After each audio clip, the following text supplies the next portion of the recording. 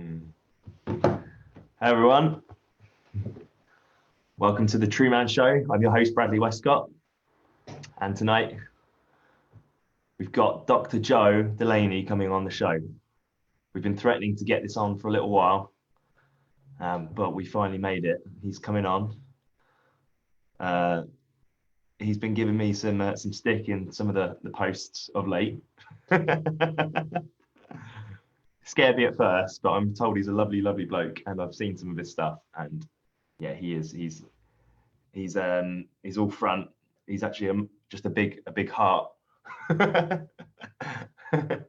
walking around life. Yeah, shedding love online as well as taking the piss and being one of the least serious people in the world of consciousness. You know, the sort of conscious community that I've come across. So I'm very much looking forward to getting him on.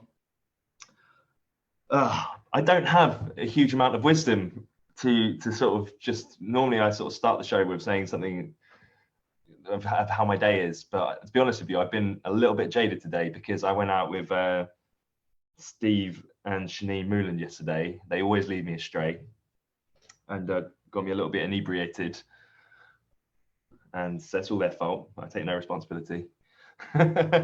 So it's been quite a slow sort of day for me. A few posts here and there, a few lives, but yeah, I'm gonna let Joe do most of the talking.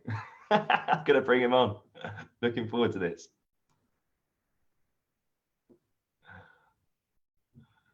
Should be coming on now.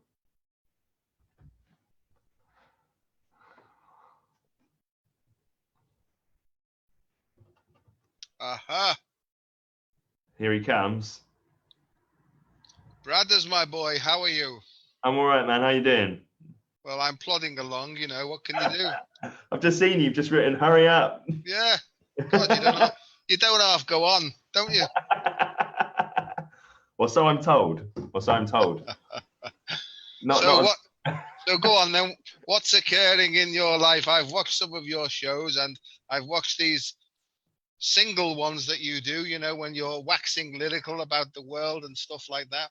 How the devil are you, old chap?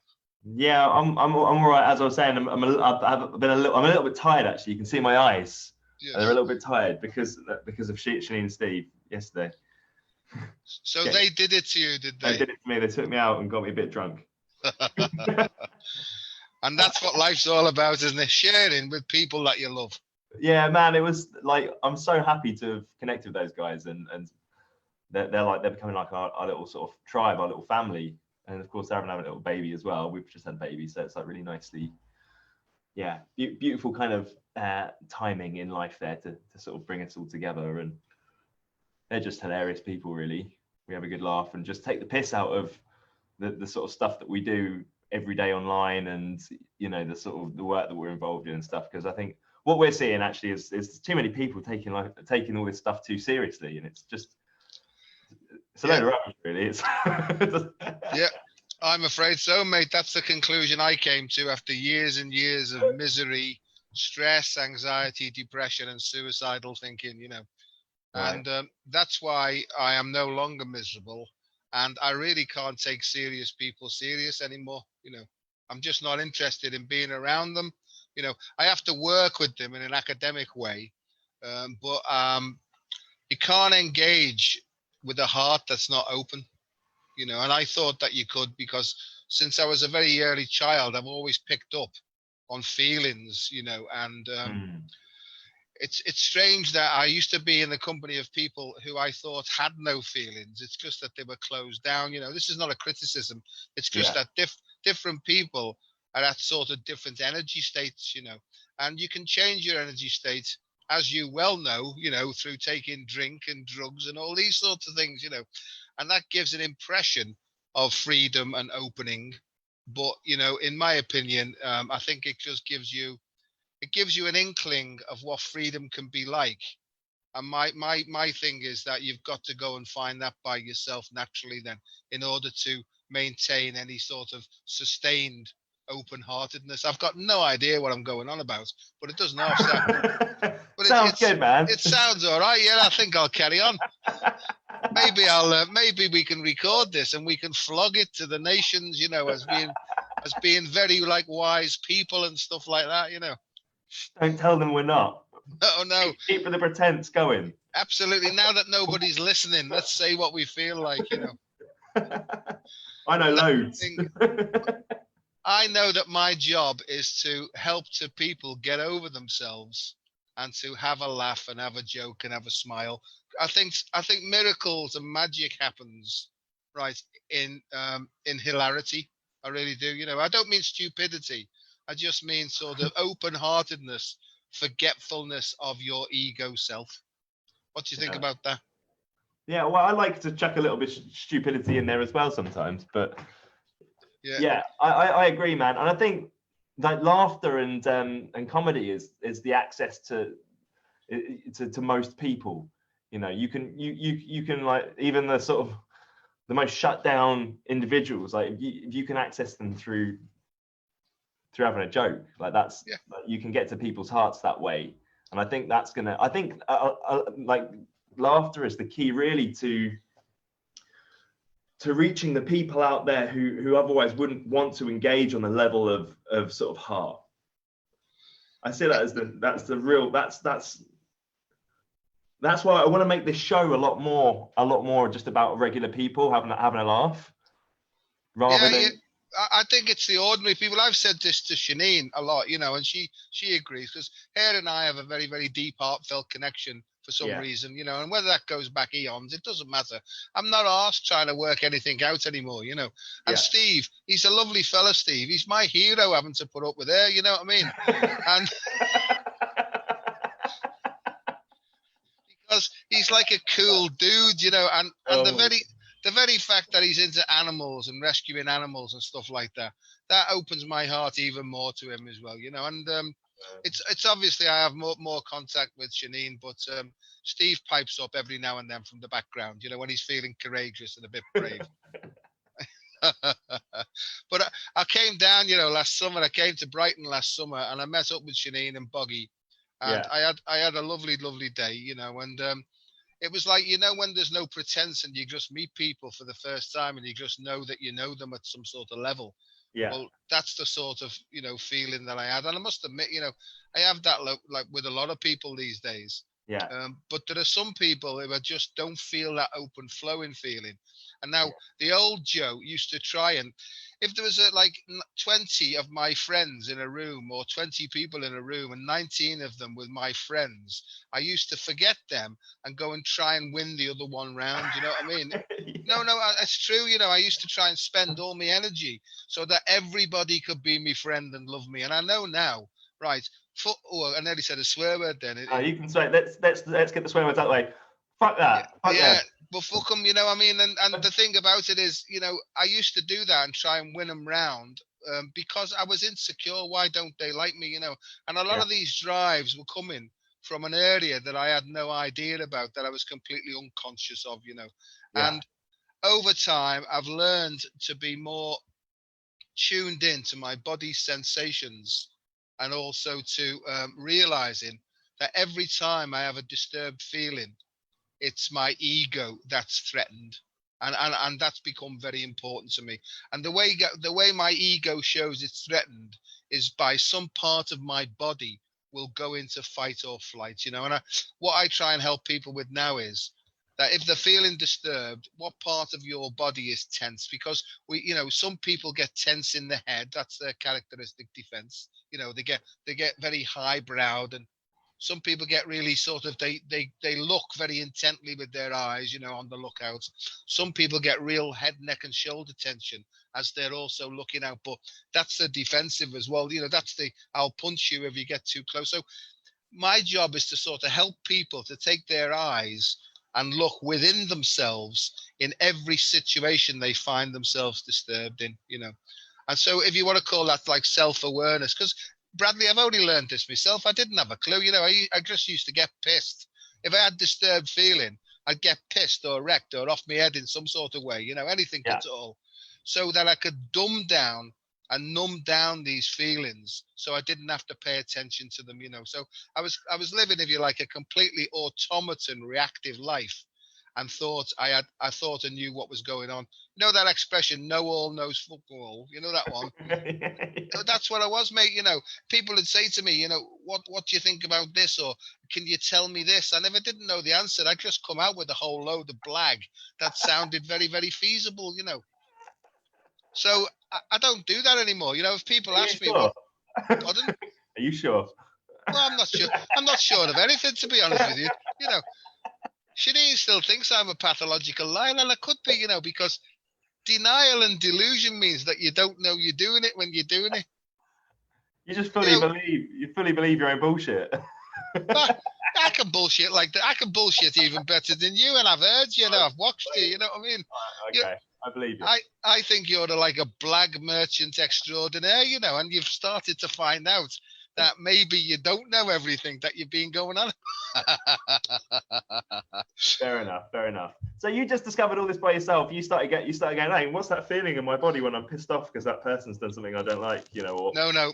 The way it happened to me was I tried to kill myself in a very, very serious way, and it was after years of stress and anxiety and panic attacks and depression and losing everything, including my liberty, that I tried to take my life a couple of times in very serious ways, and it didn't work. And on the last occasion, I hope it's the last occasion, on the last occasion, what happened to me was that this sort of feeling descended upon me, you know, and you can call this a religious experience if you like. I'm not a religious person. I used to be, but Yeah. I'm not anymore because I've had to dispense and jettison all those old ideas because they didn't work for me. In fact, they took me to my point of death, to be honest with you. Now, whether that's written in the soul as part of the plan, I don't know. But to go back to the attempt, I took loads and loads of tablets and sleeping tablets and everything. And I knelt down at this shitty old sofa that I had at the time. I was living in a horrible pox-ridden flat. I had no money, and I was just at the end of me tether. I'd hurt that many people over the years with my behaviour in drink and also without drink as well. So I was frightened, mate. I was frightened. I used to lash out when I was frightened. And I used to say the most horrendous and ferocious things, especially when I was pissed. My poor old mother used to get it at 3 o'clock in the morning when I was pissed. It's your fault, you horrible cow. You've made me like this. And all the most vile and foul things used to come out of my mouth. And I'd wake up the next morning and my mum and dad would be there knocking on the door, wondering what was going on, and I wouldn't remember a single thing about it. I've probably done some even more horrendous things in blackout, and when you're in blackout, it's not like you go unconscious. It like you're operating, right? But you just can't remember a single thing that happens. And I came round in the last 3 months of my drinking. I came round about 13 times in a prison, in a jail cell. you All know, right. for drunken disorderly, drunken incapable, drunken this, drunken that, just basically making a fool of myself. And Bradley, most of these times I can't remember a single thing. And there'd be times when I'd be like a maniac hammering on the cell door and effing and blinding all night long. And there'd be times in the cell when I'd be cowering in the corner like a frightened little child. So that's where I was at the end of my drinking. Anyway, to go back to the story of trying to do myself in. I really meant it, mate. And I knelt down at the side of this sofa and I just said to this God thing, because I wasn't in touch with God or anything. I just said, look, God, if you are a God and you're there, I've tried my best. I'm helping I'm hurting so many people, including myself. I can't carry on like this. And as I was saying this, I felt this peacefulness descend upon me. And if you like, it's this. I've got a thing up my spine now talking about it. It's the peace that passeth all understanding. And then I had a sort of outer body sort of experience where I almost like saw myself kneeling down, floating away. And whether you want to call this a near-death experience or I don't know, mate. I don't try and sort of put clever terms on it now. But I almost got the impression, and I've shared this a lot openly now, I got the impression that a voice or something said to me, son, you shouldn't have signed the contract if you can't take a joke. And I thought, excuse me, hang on a second, because I was like overwhelmed with self-pity at the time. I thought, hang on a second, you can't talk to me like that. I'm trying to take my own life here, you know. And then this sort of big, like, sort of guffaw arose, and I got this impression, and I can't remember whether it was a voice, because I have heard voices very loud, and I still do, you know, outside of myself, that are talking to myself, that are coming from in myself, you know that one. Yeah. So this voice said to me, you know, son, you signed up for this, you know, you had to go this far so that you can help other people through your experience, your strength, and your hope, to use natural methods, right, to find their way in life and to find their purpose, you know. And I thought, well, what are you talking? What are you going on about? And I got the impression, we will show you now, one step at a time. That's very relevant. That, you know, one breath at a time. We'll show you how to overcome all your difficulties if you just relax and pay attention to your heart and to your soul. And Bradley, I didn't understand any of this. I just knew that I had to phone up, because there was no mobile phones or anything then. I had to find my way to a phone box that worked, rang 999, and then I was back up to the short stay ward, where I was put on all sorts of charcoal drips. I had my stomach pumped again. And Yeah. from there, I ended up again in the psychiatric department. And I've been hospitalized in the psychiatric department 6 times during the course of this thing, you know. Right. So that's where, you know, I got to. And from there, I was introduced to an occupational therapist and a staff nurse who'd been on something called a humanistic motivational interviewing course. And over the course of, I think I was in there for about 8 weeks. I was really ill, mate. I mean, I just tried to top myself again. I Yeah. was like, I was nutritionally, you know, completely in a terrible mess. And I didn't know what to do, you know. And during the course of that, they started to ask me questions about me in a way that I'd never been asked questions before. Bit like you do, you know, in that sort of very subtle way that you ask questions, you know. And they asked me questions, and it took me past my defenses, and it took me back to, Joe, who are you really? Who Yeah. are you really? And they basically guided me back to the child that was unfettered and unclobbered by society. They took me back to a little lad. Oh Christ, there we go. I feel emotional talking about this, but you know, they took me back to little Joe, who was full of awe and full of wonder and full of mischief and full of gifts, right? Before I was clobbered by what everybody else thought I should be, you know. And hang on, mate, I'm having one of those moments, you know. That's all right, mate. You be with that. Yeah, and what I've tried to do since then is, grown up Joe, you know, this Al fella in this body of this 65-year-old body. What I've tried to do is link hand in hand with that little child who wasn't frightened then. By the way, he was full of awe, and he was free. There was no fear, you know. And I've tried to link up with him again, and we've both, for the last 28 years, we've both been walking hand in hand into this rebalancing state, really, you know. And I didn't know that I was so pretentious. I didn't know that I was so inauthentic, you know, and I just didn't know, mate, you know. And in the 28 years since I've been practicing this, you know, I've got to a state of I don't know again, and I'm all right this time, you know.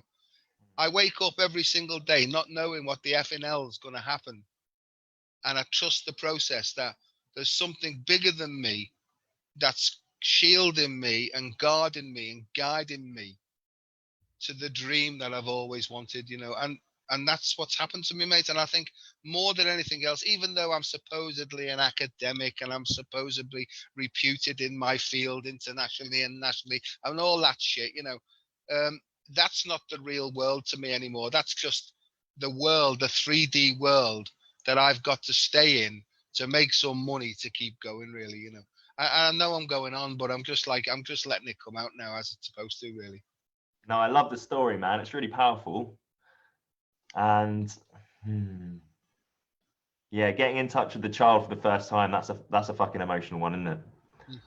You know, when you really I remember the very first time in my awareness, meeting that little me and picking him up, and like you can't stop the emotion just moves through you, doesn't it? Like your tears come, and it's like full body release of like all that deep sadness that you pressed down for so long.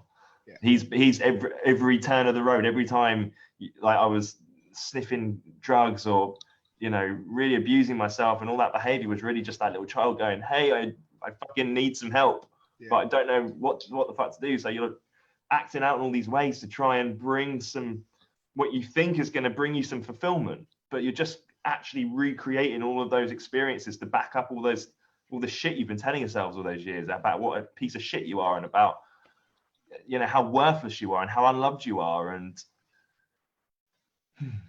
it's mad, and we're looking for that fulfillment in every other place outside of ourselves than where it actually is, which is always inside.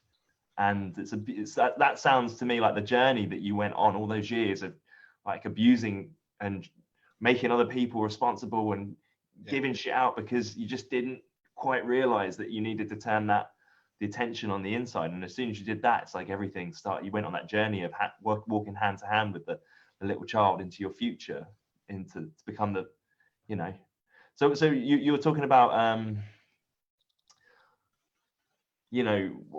where is this destination that you not the destination, you said that you're in this 3D world to earn some money, but where is it? What's like what's your bigger goal, bigger mission that you've been on these years, other than just that, Honest to God, mate, I don't. 28 years ago, or just coming up in about 4 weeks' time, it'll be 28 years since I've had any drink or any drugs or any mind-altering substance other than food and stuff like that. The normal, natural stuff. So I've been clean as a whistle in that time. And what I did was, in order to get to this state, I actually completely surrendered my management of my life, right? And I handed it over, and in a sort of ceremony, if you like, in Alcoholics Anonymous with a sponsor. This is what this person's called. Somebody who'd gone a bit further along the path and was, understanding the principles. And I said this prayer. I'm going to say the prayer now. I mean, it sounds religious, but it isn't, because I said, God. And he said to me, you don't have to say God if you don't want to. You can just say anything you like, something deep inside you. And I said, no, I'll say God because it's quick, So we both knelt down, the pair of us, and we had the book in our hand. It's in the big book of Alcoholics Anonymous, and it says, God, I offer myself to thee to build with me and do with me as thou wilt. Relieve me of this bondage of self, that I may better do your will. Take away my difficulties, that victory over them may bear witness to those I would help of thy power, thy love, and thy way of life. May I do thy will always. And I felt a feeling, I got a feeling, and I got like one of them things going up, right up my spine and out through the crown of my head, And he said to me, when you go home, right, he said, just sit and just reflect on what you've done, Joe, because you've let go now of the management of your life to something that's you, is in you, works through you. And I didn't have a fucking clue what he was talking about, but I felt okay, So I remember getting on the bus, because I didn't have my car at the time. And I went to this flat and I sat down on the bed. And I had this very strange feeling, it was like I was being surrounded by this like force field, and I'm only explaining it in my own words, And then this frigging voice said to me, again, this voice, no, this time, this was a voice that said, it felt like it was it was like somebody sitting next to me, and it said, Joseph, we love you. What a thought. And I'm sitting in this room, on my own. I wasn't living with anybody, And I said, that's very, very nice. Thank you very much. F off, I said, F off, and come back in the morning when it's light, And then I fell into this really deep sleep, right? And when I woke up the next morning, I was a totally different person. I put the television on. I saw the news. I saw all the horrendous atrocities going on in the world. And I thought, wonder what's all that's about, And I had no care. I was in this carefree state. And then for 9 months, and this is no shit, mate, 9 months, I was like on cloud nine. I was just floating. I was just floating. And I was going round, right? I felt that good. I thought it was the second coming itself. You know what I mean? And I was like going round blessing people and sending love to everybody, and all that sort of business, right? And they used to see me coming down the street and they'd hide. You know what I mean? Like when I was on the piss, like they used to hide, right? And when I was free, and this is called, I know this, right? It's called a honeymoon period. Oh yeah. It's when you have a massive psychic change, begin to do with soul. And that was the start, if you like, of my sort of sustained spiritual awakening, because I'd had quite a few throughout my life anyway, but they were just short-lived, even as a child. But anyway, after 9 months, right, it went, and I found myself back to earth with a bang. And I rang up my sponsor, and I said, it's gone. And he said, thank fuck for that. He said, everybody's been praying you go back on the piss. You've been that such a pain in the arse. And I said to him, well, what does it mean? He said, Joe, you've had a touch now of what heavens on earth is like. He said, you've had a touch. He said, but now, he said, you've got to go now. Again, it was a reiteration of the message I had before. Yeah. You've got to go now, step by step. You've got to go through every difficulty that everybody else has to go through, but you have to show them how to do it naturally, with faith, with trust in themselves, And that's my job, mate. It's my job is to share this with people and to say what you're looking for, everybody, is from there to there. The answer lies for every single human being in their heart of hearts. And what keeps people away from that is looking outwards, because that's the distractor. That's what takes people away from their deepest self and the awareness that they need. And, Shanine thinks I'm like a preacher, but I do feel that sometimes, but I'm not trying to lay this onto anybody. I couldn't give a shit. Well, that's not true. I mean, I do care that people get help, but really, nobody else can do it for you except yourself. That's it, mate. Nobody can do it for you. And there's a little thing that they taught me in AA. Yeah. When you're pointing the finger like that, immediately you're giving your power away. There's the V for victim, right? Yeah. So as soon as that finger's going out, no matter how you want to justify that, there's always three fingers coming back at you. And I call this the ism fingers. I, self, me. How am I allowing this? How am I giving it away? And what have I got to do about it to overcome this threat, this fear that I'm under? Bradley, it's always about taking an action, mate. This is a program of action, not theorizing about actions, Yeah, I do actually know it. I did go down the route of 12 steps at the beginning of my own journey. My journey took me somewhere else entirely, but it undoubtedly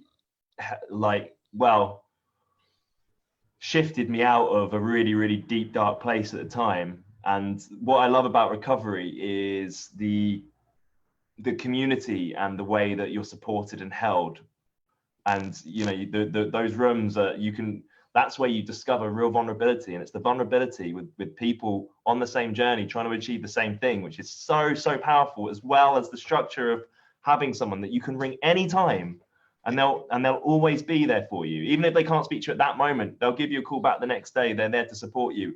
There's been times where there were times at the beginning when I was trying to stop taking drugs, where I would call someone and they'd offer to come over straight away, pick me up and take me for a coffee or take me on a drive, just to take my mind off of where I wanted to go. If I wanted to go back out and take drugs, like, there was such an amazing group of people for support. No, I agree, mate. It saved my life. I mean, I still go, and people say to me, why do you still go? You've recovered.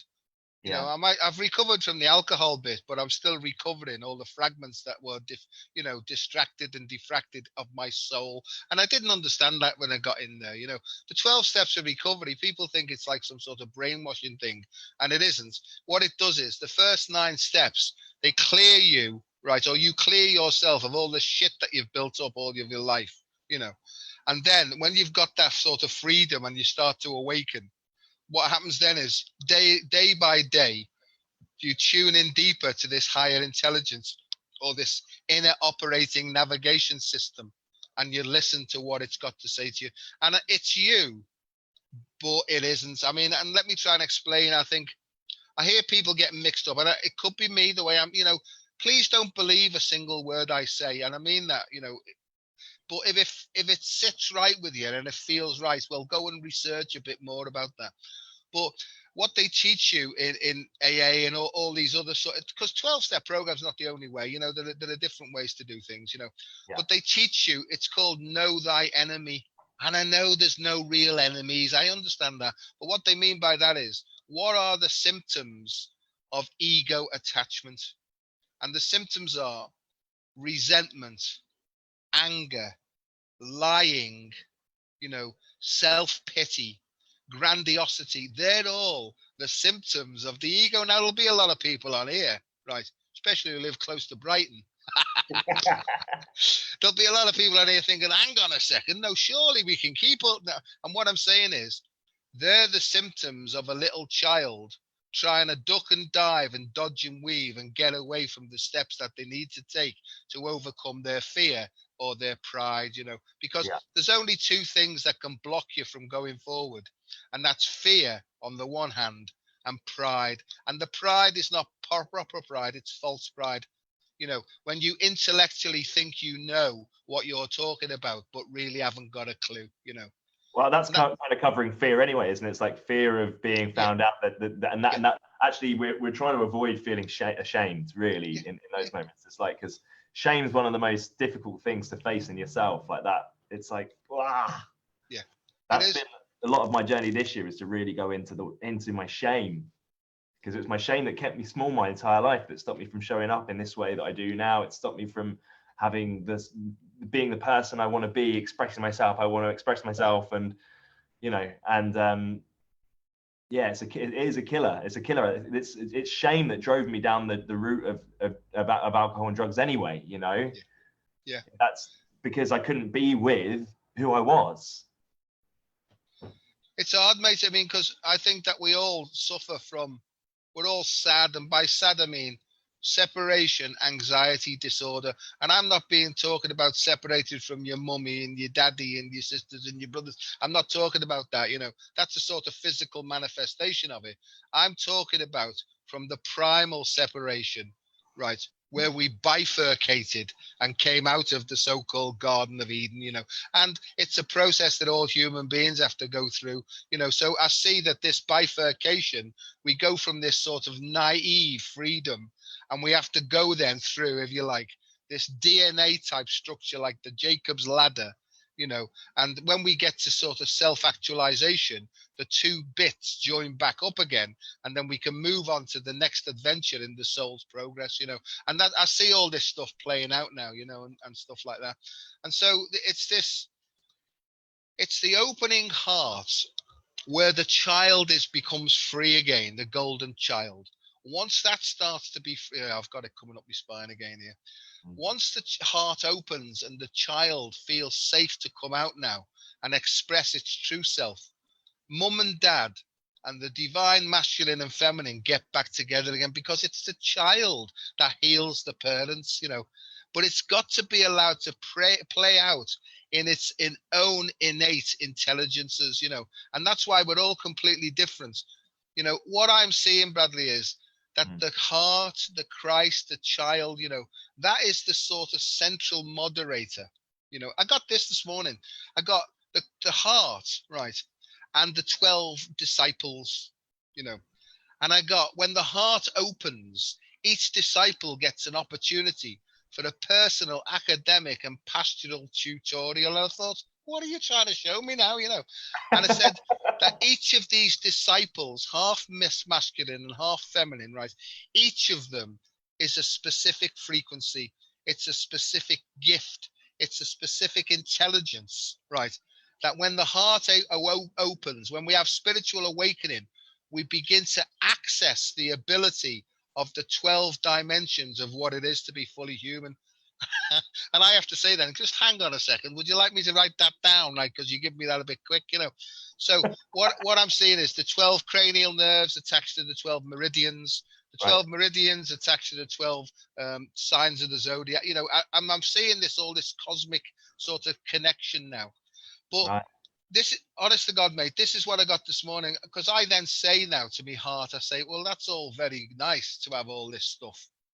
But how am I going to put that across in a simple way to show people the actions to take in order for them to get better? If you could possibly send that down step by step in a simple way, that would be nice. Because I am a sarky bastard, I don't know whether you've noticed that, but I can get very sarky sometimes. And that's the way sometimes I talk to the Christ self within me. Yeah, I thought you were going to turn around and say, how can you pass this down in an easy way so that I can say it in a way that doesn't make me sound like a complete nut job? Yeah, but no, and I think that they are helping me to do that. Is to help people in a neuroscience, well, not really in a scientific way, to try and explain to the ordinary chap and chapess, here, breathe like this, do this, write that down, and go and find something that you enjoy. Off you go then. Report back in a week to see how you're getting on. And that's basically what I'm doing now, is trying to help people, with things like Tai Chi and Qigong and exercise and mindful breathing and heart rate variability biofeedback, all these things, I call it, I don't know whether anyone's called it this before, so trademark coming up here, but you can have it if you want, mate. Coherence coaching. That's what I'm calling it.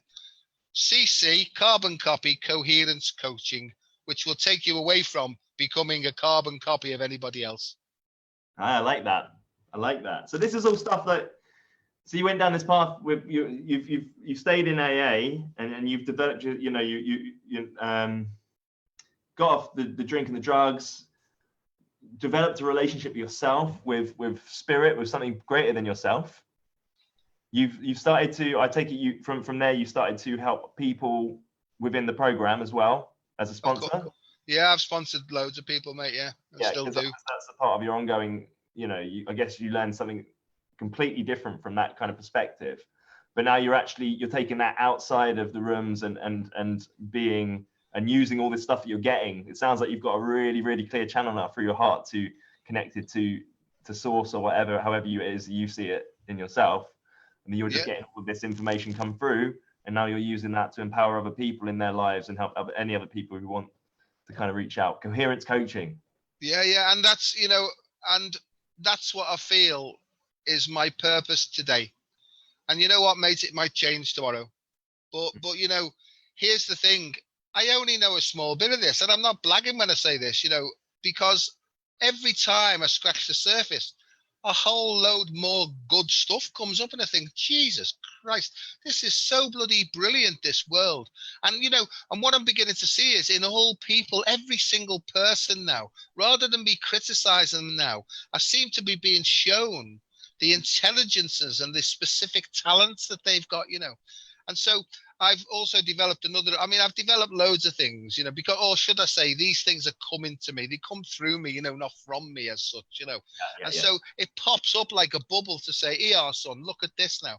And so I've developed this thing called the I Am approach to health and well-being. And the I Am stands for internal asset management. And what I mean by that is the asset are the innate abilities that each individual person has.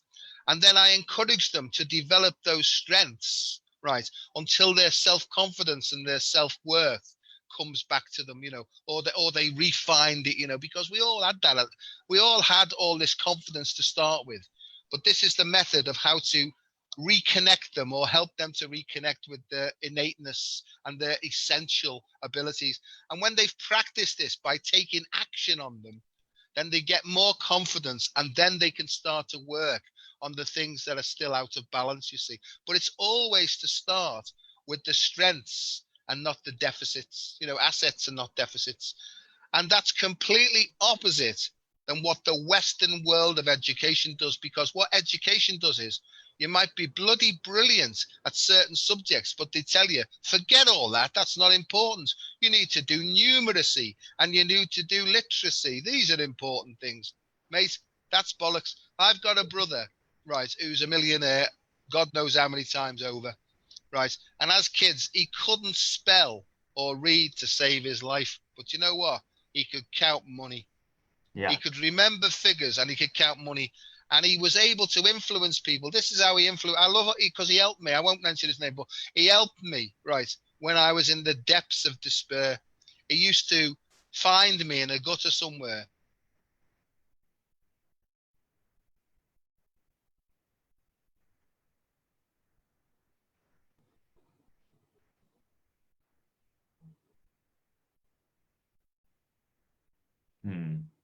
We've paused. Can anyone watching, can they... Is it Joe that's paused or is it me that's paused? Oh. I think it might be Joe.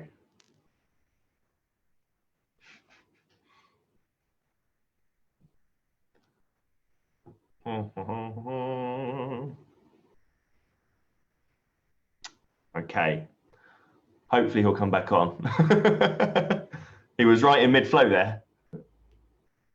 Hey. Don't know what happened there, mate. So you were right in flow. You were talking about your brother picking you up out of a gutter, and then it paused. Okay. Are you still there? Or I can Yeah. We're back on. It's all good. Oh, okay. Yeah. And what he used to do was he couldn't spell to save his life, but he could count money. And he used to influence people by he'd go into his back pocket, take out a wad of notes, and then he'd count money in this sort of Tai Chi way. He'd go like that, 1, 2, 3, 4, count a few notes out. With the back of his hand like that, he'd put them in the other person's hand, and he'd say, sort that out for us, would you, mate? Right. And you see, that was his gift, right? And he is also, I didn't know I was going to be talking about him, but he's also helped many, many people that were in the situation that I was in as well, So wow. He's a good fella, but in the business world, he's renowned. He's a scoundrel. But you know what? He's got a bloody heart as big as the world. He really has, And I love the bones of him. And I've never told him that. I'm saying this live because if I said face to face, I love you, right, he'd say all sorts of swear words and he'd probably run away. But there you go. You just never know. And he's reputed to be like, he can look after himself. He takes no shit. And he knows what he's talking about in all sorts of ways, And I think, Bradley, that's what a true man is. I really do, mate. It's somebody who doesn't have to say anything, but true people, you can judge them, or judge them, or you can evaluate them, or whatever bleeding word. You can judge them by the actions they take, not by the words that come out of their gobs. I agree. What it's funny what you were saying about the before we got cut off as well. You were saying about just education just being a load of bollocks, basically the way it goes about. Because what I see in people is that everyone's got their magic. Yeah. And it's literally the only thing that keeps it closed is maybe they're just disconnected from who they are. They've forgotten they're in the illusion of the suffering of the world, or running the same old shit that are based upon beliefs. And they've completely lost touch of actually what's going on in their heart. And if people could access their heart, they access their fucking individual brilliance and genius that we all have. You're sort of walking yours. I'm stepping up into mine, but everyone's got theirs. Everyone. We're not special, in any way. I mean, we are, but yeah. Everyone is special in their own unique brilliance. And it's kind of just tapping into that. So the education system's got it wrong, because it wants to fit everyone into a stupid box that doesn't work for everyone, because not everyone's going to be great at everything, but everyone has got their magic. How can we create a world where that is the way we start to educate people to unleash their absolute genius. Well, my view on that is educere, the Latin from education. It means to draw out of, and I see like as that anybody who's like a parent or a tutor, they're like snake charmers really. And what their job is to draw out of the genius that's within the person, right? It's creating space for genius, right? And that's what we should be doing, in my view. And I said should, but I've done this a long time now. The education system that we're in the West or westernized societies is a manipulation, as you well know, and I'm not trying to cause trouble, but the answer is to take both Eastern and Western education systems and allow them to mix and merge together. Because the East is Eastern, or if you like, Oriental philosophies of old work a lot with the right brain. And the right brain works with symbols and art and movement and all that flowy stuff. That's the curvy, right? The left brain is the linear brain, right? And that works with particles. So if you like, it's the wave becomes the particle, but then the particle's got to feed back to the wave. So there's your infinity symbol going on. But most of us are what's in a state of called hemispheric asynchronization. It means that one of our hemispheres works by default in fearful circumstances, works more than the other. And then we're only ever one-sided then. And this is very interesting in relationships as well, that if you're a right brain processor and you're living with a left brain processor, you will never see eye to eye in an argument, because when you're under threat or in anger, you will default to the mechanism that you developed as a child. These are called your coping skills. Am I going a bit too deep here? No. Well, this is the whole point of this conversation, is to go deep as fuck. Okay, well, what happens is people then find out about this and they say, oh yes, I've been too right-brained, I need to become more left-brained. And so they jump across and try and balance it out still from within the misunderstanding mind. The way you balance it out is that you let go of all your knowledge and everything that you think is right, and you open your heart as fully as you can, and then automatically the masculine and the feminine, the right hemisphere and the left hemisphere get together, and they start to understand more and more about what to do next for the benefit of this child. It's I see it so simply now, and yes, I didn't have a bleeding clue. I used to have this stuff coming up, and I used to run when I was really ill. I was ill because I was so contained and compressed, and I didn't want to tell people this stuff that was trying to express itself, because they'd had me locked up. Guess what happened? They had me bleeding locked up anyway. I was diagnosed with schizophrenia. It wasn't called bipolar disease. Manic. They couldn't really lay a diagnosis on me. But I see now, and I'm not being egomaniacal here, but I see it was just multiple intelligence, not multiple personality. It was multiple intelligence trying to express itself in a world that doesn't understand quantum consciousness, right? But now, thank God, we're starting to understand this reality. And that's why people can't remember anything anymore, right? Because they're being asked to work spontaneously or extemporaneously and just go with the gifts and develop them, so that they don't need to plan anything. They can just turn up, put their arse on a seat and just express themselves without even trying to think about it. I call this the editor, and all the shits in here, mate. This wants to jump in and it wants to edit. Shall I say this? I might upset Bradley if I say that, so I'll change the world. That's all my ego trying to manipulate this conscious conversation that's just expressing itself. It's kind of like we all just the answer to life is for us all to venture away from here and into here. Yeah, and then to go back up there, it's to let everything sink and settle in this peacefulness. They call it the 0 point. It's like a vacuum, and in a vacuum there's supposed to be nothing, but it's the nothingness that's full of everythingness, or it's the everything that, it's all that stuff about, it might appear that there's nothing there, and by the way, I do know, Shanine, that this is representative, right, of the feminine and the sacred feminine, because she's got, like an egg, She's got all, right? And all the male does is it just activates it at the start to allow it to come up and to blossom. I know that, because God isn't a man, but God isn't a woman, because God is, in my view, androgynous. It's a union of masculine and feminine. So we can get away from all that shit about males, being patriarchal, and it's time for the matriarchy to come back. Yeah.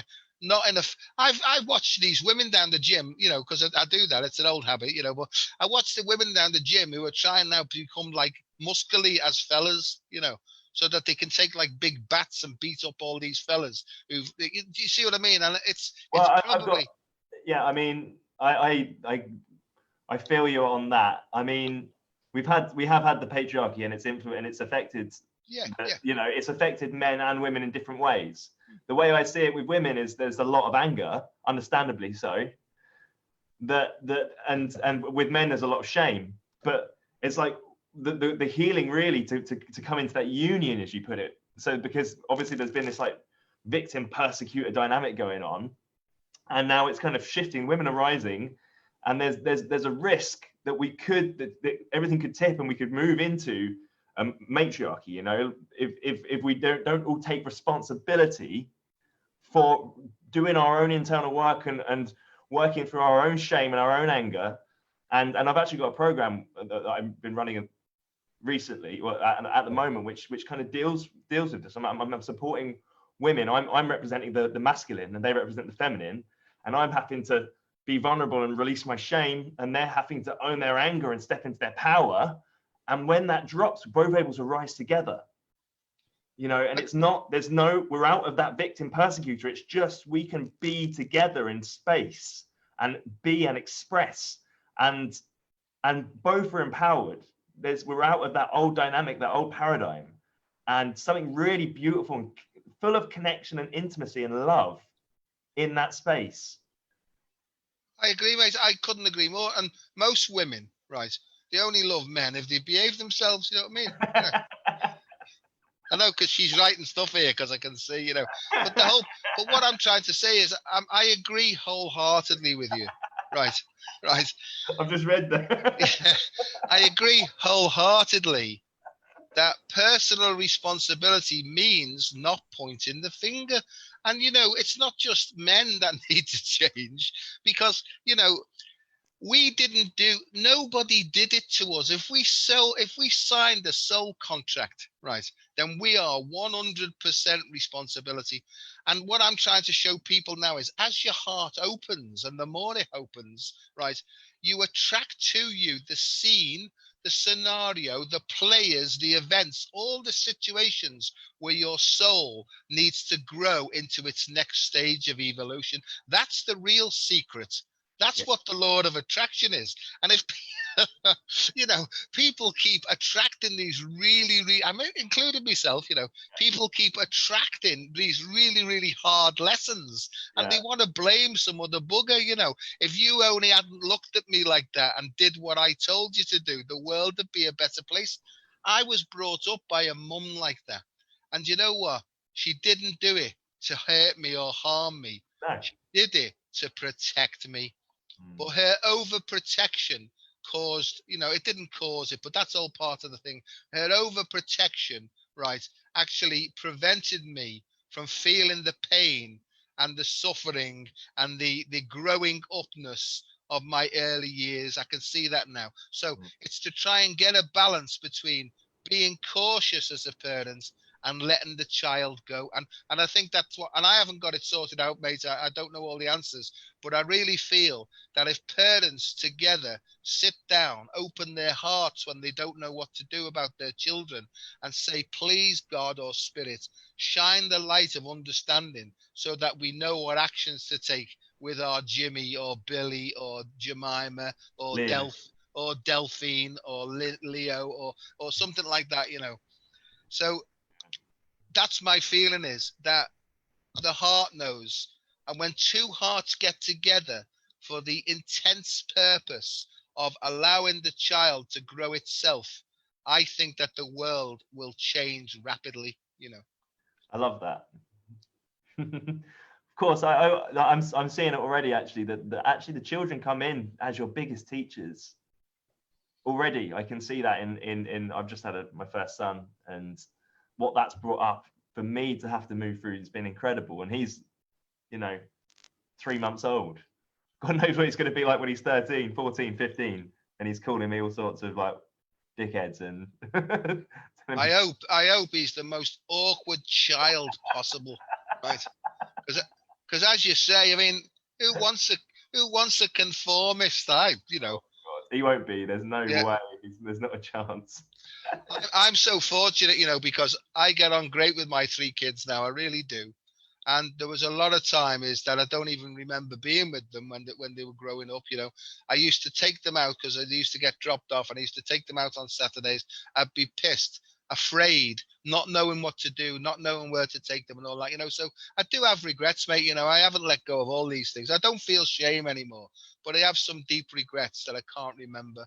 Especially my youngest daughter. I hardly remember at all about her early years. And it makes me sad talking about it. But that's, I'm just trying to be honest. I'm just being honest. And I think I get on great with them now. We have a fantastic relationship. They've got dreadful senses of humor. Where do they get that from? They get it from themselves, mate. But I think I've influenced them. But they take the piss, but they don't take any shit. And I think that's the way that everybody should be. Because my whole life's now tongue in cheek. I'm developing a diet. It's called the tongue in cheek diet. And you lose weight because you have to eat loads of humble pie as well. I think that's all part of the process. And I think, I've always been a bit like that is, when people are talking to me or when I'm listening to them, I've got this like, hurry up, will you? You're boring the arse off me, And here's something that I've never disclosed before in public, but I'm only interested in listening to people who discuss stuff that I'm interested in. No. Yeah. Because I don't want to hear. I'm not interested in hearing anybody else's theories. I'm not interested in theory. I want to hear what comes from your heart, because that's the only thing. I can feel enthusiasm and passion and vitality. That's what I lock into now. In academia, as you know, it's the head that has to lock in to all these facts and figures and all sorts of bollocks, right? Yeah. And in the end, that took me to my death point, right? I nearly died because my head was full of facts. And don't get me wrong, I've got like a compendium of medical science in my head here that I can tap into if I need to. But you know what, mate? Knowing all this stuff, it gave me no chance for my heart to circulate and express itself, I feel you, man. For me, now, the people that I want to spend time with and like people I want to surround myself with and the people I want to have conversations with are the people who engage me from a heart level. And I know exactly what you're saying there. Like that's why I so enjoy hanging out with people like Shanine, because every conversation is at that level. Like, and I drop into that straight away. Like you said, when you came down to Brighton and you saw Shanine and Boggy, you dropped straight in, and it was just like you'd always known each other because you're talking to each other from that same level. And it's a feeling, isn't it? It's a feeling you have with people rather than living up here and trying to second guess what you should be saying, how you should be showing up, how you should be being perceived, and all the shit and anxiety that comes with being that kind of person. And you're not really being yourself. No. And your whole life will reflect that. You won't meet people who reflect that heart level of love back at you. You'll be with a whole bunch of people trying to work life out, trying to figure life out, trying to always get it right. And yeah, there's no connection there. So yeah, that's it, isn't it? It's so hard because we're programmed, as you know, we're conditioned and programmed from an early age. The world that we live in is designed to keep you miserable so that you're looking outside for comfort, and so you latch onto people, you latch onto material objects. The thing that we've got is a soul sickness. It's the soul longing to find its way home, isn't it?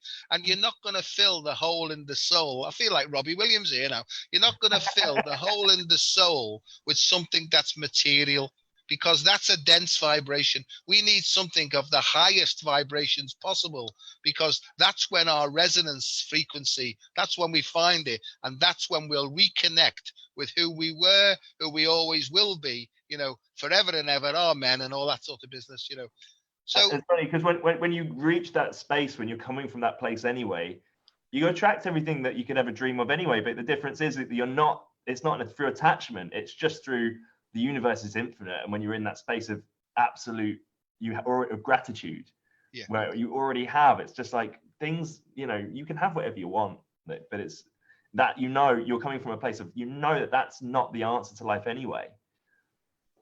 I agree, and people are saying, and they say I am God. I'm not going to say I am God, because I think that God or the spirit works through me, right? Yeah. And I think that helps me to keep my feet on the ground, really. I think because if you get into that I am godness, I think you can go back into like Fantasy Island. It's called Netzach in the Kabbalah. It's a fairy charmed existence. And I'm not saying anything about fairies, because I think fairies can help you if you tune into them, as long as you keep your feet on Mother Earth, and I think that's the important thing, is in order to complete the circuit, you've got to have your head in the clouds, but your feet firmly planted on the ground, and you can, that's the important thing. Just let me say, I'm writing a book. There's a plug. I'm working on it because I keep getting told off, get it done. It's called There's No Effing Stress If You Focus on Feelings First. Right. So the focus on feelings first, if you take the first letters, is F off, right?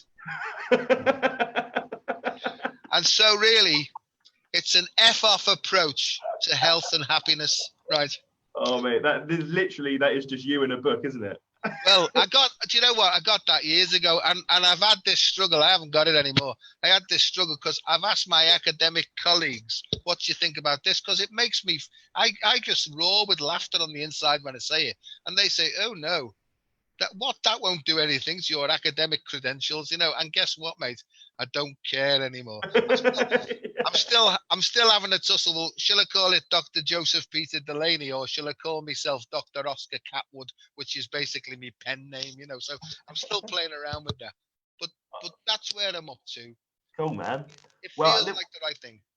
We've got to finish there, actually. But if people want to find out more about what you're doing, where do you hang out? You got a website, or? Yeah, I've got a website and a YouTube thing. But if you go to my website, which is www.drjoedelaney.com. I've got a website on there that I'm going to get round to updating some point, but there's all sorts of other links there, Sweet. And you can feel free to post anything on here, or send me links and I'll post them on my page, or you can just post them direct, whatever works, man. And it's been so that's gone quick. You're a funny fucker, you are. I know. They've always said there's something bleeding wrong with him, But it's just gone in a flash to me that it's been like 5 minutes, And I have the same feeling with you, mate. I could talk to you till the cows come home. There's no sort of, it's marvellous. And I think the next time you're down in Brighton, we'll all have to get together. We will. You're up near Liverpool, are you? Yeah, I'm on the Wirral, the Wirral, it's much posher than Liverpool. Cool. Nice. That's much posher than Liverpool. Yeah. I had my mate Jordan's from Wirral, actually. He was on here the other day. Right. I might bump into him if I'm knocking around. Maybe. He's a bit of a crazy man. Beautiful soul. But you'll have to watch the show, man. We'll probably get on very well. He tends to be from up that neck of the woods, I think. Like there's plenty of characters from up Liverpool way. Okay, now.